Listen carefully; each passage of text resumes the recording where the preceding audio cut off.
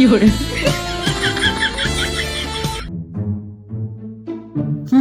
গো আমার দিকে দেখছো না কেন? তুমি এদিকে দেখো আমি কি পড়েছি, তাকাও একটু, দেখো দেখো।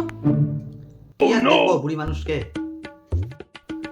কি বললে? আমি বুড়ি? আমাকে দেখে তোমার বুড়ি মনে হচ্ছে? হ্যাঁ, আমি বুড়ি হয়েছি? ও মা, তুমি এটাও জানো না নারীরা যে কুড়িতেই কি বললে তুমি? নারীরা বুড়িতেই বুড়ি? আমি বুড়ি হয়েছি? দেখো তোমার একটা চুল পাকা আছে নাকি, দেখো তো দেখো তো, একটাও চুল পাকা আছে কি? তাহলে আমাকে বুড়ি মনে হয়? তুমি বুড়ি বললে কেন আমাকে?